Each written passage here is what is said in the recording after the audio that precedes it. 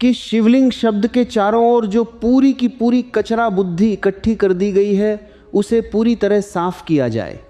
पिछले 300 वर्षों से पश्चिमी मन तथाकथित विद्वान, मिशनरी और विक्टोरियन नैतिकतावादी तुम्हारे मन में जहर घोलते रहे।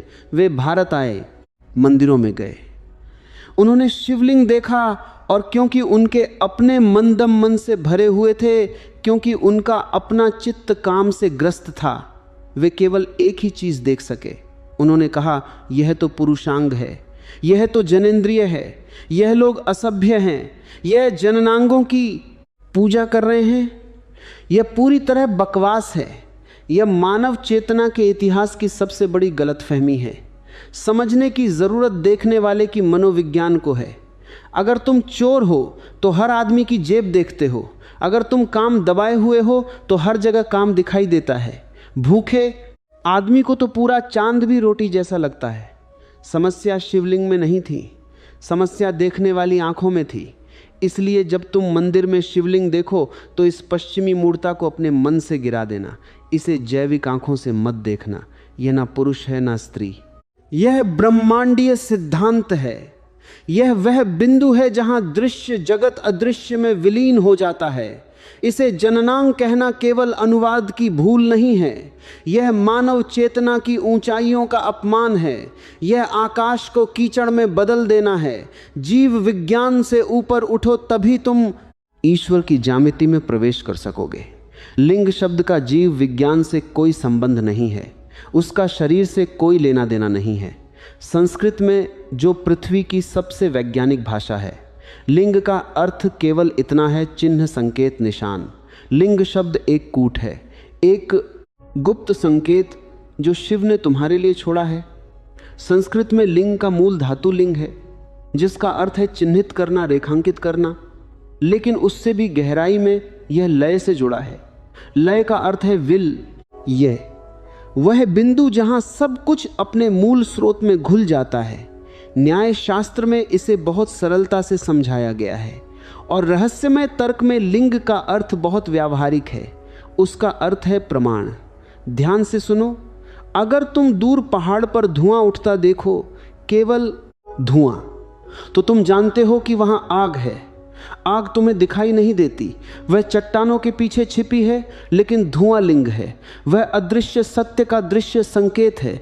वह निर्विवाद प्रमाण है कि आग मौजूद है, आग कारण है, धुआं प्रभाव है। शिवलिंग ठीक वही है, वह जलते हुए सत्य का धुआं है। अब इस विशाल ब्रह्मांड को देखो, तारों को देखो, आकाश गंगाओं को देखो, वृक्षों को देखो, अपनी ही चेतना को देखो। यह सब धुआं है, यह सब प्रभाव है। कोई कारण अवश्य होगा, कोई आग होगी जिससे यह धुआं उठ रहा है।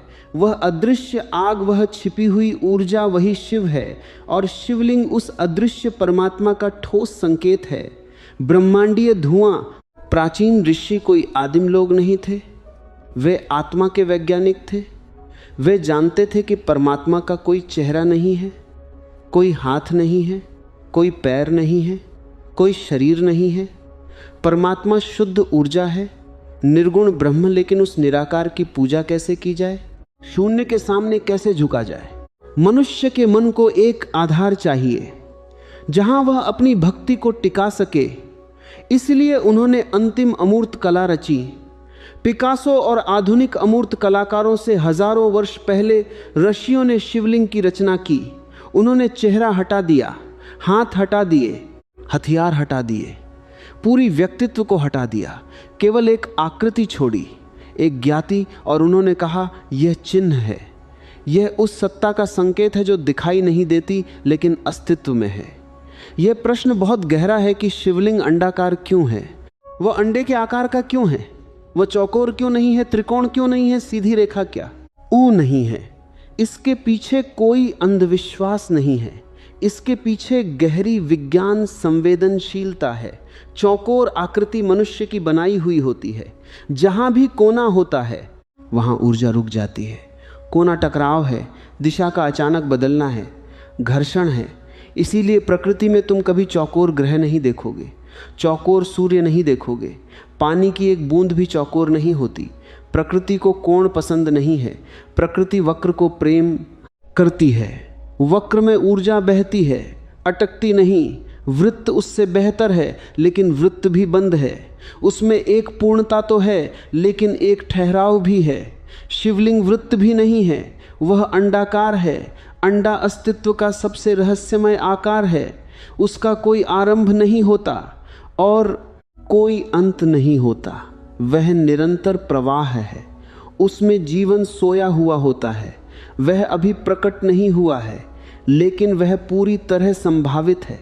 वह विस्फोट की प्रतीक्षा में है। वैदिक ऋषियों ने सृष्टि की आदिम अवस्था को हिरण्यगर्भ कहा। इसका अर्थ है स्वर्णगर्भ।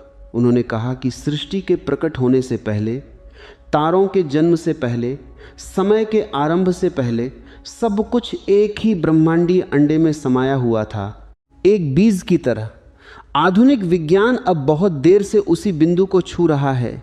आज के भौतिकविद कहते हैं कि सृष्टि के आरंभ में एक ऐसी अवस्था थी जहां पूरा ब्रह्मांडीय एक सूक्ष्म बिंदु में सिमटा हुआ था।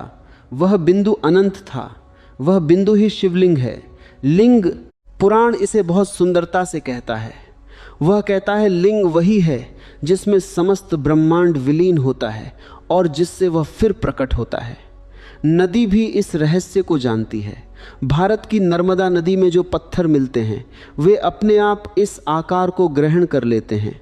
हजारों वर्षों तक जल में घूमते हुए, घिसते हुए उनके सारे खुरदरे कोने मिट जाते हैं, सारे किनारे घुल जाते हैं, सारी असमानता मिट जाते हैं, आती है, और अंत में जो बचता है वह बना लिंग है। स्वाभाविक अंडाकार यह संतुलित ऊर्जा का आकार है। यह उस आत्मा का आकार है जिसके भीतर अब कोई कोना नहीं बचा है, कोई टकराव नहीं बचा है। यहाँ शंकर और शिवलिंग का भेद समझना बहुत ज़रूरी है। अधिकतर लोग जीवन भर बच्चे ही रह जाते हैं। उन्हें खिलौने चाहिए, गुड़िया चाहिए। इसलिए महान करुणा के कारण आचार्यों ने शंकर दिए, एक ऐसा देवता जिसका चेहरा है, शरीर है, पत्नी है, संतान है, उसके हाथ में त्रिशूल है, गले में सर्प है, मस्तक पर चंद्रमा है, कंठ नीला है। क्यों? क्योंकि मनुष्य का मन अमूर्त को सीधे नहीं समझ सकता। उसे सहारे चाहिए, उसे पिता चाहिए, माता चाहिए। यह सगुण ब्रह्म है, गुणों वाला ईश्वर। यह सुंदर है, लेकिन यह आरंभिक अवस्था के लिए है। यह वर्णमाला है, लेकिन कोई जीवन भर वर्णमाला की पूजा नहीं करता। एक दिन आगे बढ़ना ही होता है। शिवलिंग वही आगे बढ़ना है, वही दीक्षा है। शिवलिंग निर्गुण ब्रह्म है, बिना गुण, बिना रूप, बिना नाम, बिना चेहरा, बिना हाथ, बिना पैर। जब तुम शिवलिंग के सामने झुकते हो तो तुम ये कह रहे होते हो कि अब मैं खिलौने छोड़ने को तैयार हूँ, अब मैं शुद्ध ऊर्जा का सामना करने को तैयार हूँ। मानव इतिहास में यह पहली बार हुआ कि मनुष्य ने सचमुच अमूर्त कला रची। आज के चित्रकार केवल रंगों से खेलते हैं। असली अमूर्त कलाकार वह रेशवी था जिसने एक पत्थर लिया, उसे अंडे की तरह गढ़ा और कहा यही ईश्वर है। उसने सब कुछ मानवीय हटा दिया और केवल दिव्य छोड़ दिया। क्योंकि जब तक तुम्हारा ईश्वर मनुष्य जैसा दिखता है तब तक वह तुम्हारे ही अहंकार का प्रक्षेपण होता है। तुम उसे अपनी ही छवि में गढ़ रहे होते हो। तुम वास्तव में स्वयं की ही पूजा कर रहे होते हो। शिवलिंग तुम्हारे इस प्रक्षेपण को तोड़ देता है। वह दर्पण है, लेकिन उसमें कोई चेहरा नहीं है, इसलिए तुम अपना चेहरा उस पर नहीं थोप सकते। वह मौन है। इसलिए शिवलिंग की पूजा किसी व्यक्ति की पूजा नहीं है, वह सिद्धांत की पूजा है। यह समझ कि ईश्वर ना पुरुष है ना स्त्री, ईश्वर एक विराट ऊर्जा है। अगर तुम इस बात को समझ सको, अगर तुम रूप को छोड़कर निराकार को अपनाने का साहस कर सको, तभी तुम वास्तव में मंदिर में प्रवेश करते हो। अन्यथा तुम केवल द्वार पर खेल रहे होते हो। तुमने यह कथा सुनी है, यह एक सुंदर कथा है, लेकिन केवल तब जब देखने की आंखें हो। अगर इसे शब्दश लिया जाए तो यह बच्चों की परिकथा बन जाती है, और अगर इसे प्रतीक की तरह समझा जाए तो यह अस्तित्व की सबसे गहरी विज्ञान कथा बन जाती है। कथा यह कहती है कि ब्रह्मा सृष्टि के कर्ता और विष्णु सृष्टि के पालक आपस में झगड़ रहे थे। दोनों दावा कर रहे थे कि मैं श्रेष्ठ हूँ, मैं सर्वोच्च हूं, यह अहंकार का शाश्वत संघर्ष है। देवताओं में भी अहंकार होता है, क्योंकि अहंकार पद से नहीं अज्ञान से पैदा होता है। इसी विवाद के बीच अचानक एक विराट अग्नि स्तंभ प्रकट हुआ, एक ज्योतिर्लिंग प्रकाश का अनंत स्तंभ। उसका कोई आरंभ नहीं था, उसका कोई अंत नहीं था। वह पृथ्वी को भेदता हुआ आकाश को चीर रहा था। ब्रह्मा ने हंस का रूप धारण किया और ऊपर की ओर उड़ चले कि शीर्ष खोज सके। विष्णु ने वराह का रूप लिया और नीचे की ओर खुदाई करने लगे कि आधार मिल जाए। दोनों ने युगों तक खोज की, लेकिन न ब्रह्मा को शीर्ष मिला और न विष्णु को आधार। अंतत दोनों को लौटना पड़ा। पराजित होकर झुककर तब उन्हें पहली बार बोध हुआ कि यह सत्ता हमसे परे है, यह अनंत है, यह किसी पद में नहीं समा सकती। इसका अर्थ क्या है? इसका अर्थ यह है कि शिवलिंग ब्रह्मांड की धुरी है, यह सृष्टि का केंद्रीय स्तंभ है। शिव अनादि हैं, अनंत हैं। समय का आरंभ होता है, आकाश का आरंभ होता है, लेकिन चेतना का कोई जन्म नहीं होता और कोई मृत्यु नहीं होती। शिवलिंग उस ऊर्ध्व आयाम का प्रतीक है। सामान्यतः तुम क्षैतिज जीते हो, तुम समय में जीते हो, भूत से भविष्य की ओर, जन्म से मृत्यु तक यह एक सीधी रेखा है जो आगे बढ़ती जाती है। लेकिन ध्यान क्षैतिज नहीं है, ध्यान ऊर्ध्व है। वह गहराई से ऊंचाई की ओर नहीं जाता, वह ऊंचाई से गहराई की ओर नहीं जाता, वह कहीं जाता ही नहीं, वह बस होता है। यह एक तीर है, यह अज्ञात की ओर संकेत कर रहा है। यह कह रहा है मेरी ओर मत देखो, उस दिशा में देखो जिधर मैं इशारा कर रहा हूं। लेकिन मूढ़ उंगली को देखता है और चांद को चूक जाता है। पश्चिमी मन ने पत्थर देखा और अर्थ को चूक गया। शिवलिंग निराकार का चिन्ह है। वही एकमात्र तरीका है जिससे मानव मन अकल्पनीय को समझ सकता है। यह अदृश्य का दृश्य द्वार है। अब क्या तुम्हें तर्क दिखाई दे रहा है? यह जीव विज्ञान नहीं है, यह सर्वोच्च दर्शन है। और यहीं से कंपन के विज्ञान का द्वार खुलता है, जिसे ऋषियों ने स्पंद कहा। पूरा ब्रह्मांड केवल स्पंदन है। आधुनिक विज्ञान अब कहता है कि सब कुछ ऊर्जा है, सब कुछ तरंग है, लेकिन ऋषियों ने हजारों वर्ष पहले इसे स्पंद कहा था। अस्तित्व का हृदय कंपन है। जब तुम मंदिर में जाकर शिवलिंग पर जल चढ़ाते हो तो उसे केवल एक रस्म मत समझना, उसे यंत्रवत मत करना। जल कंपन का श्रेष्ठ संवाहक है।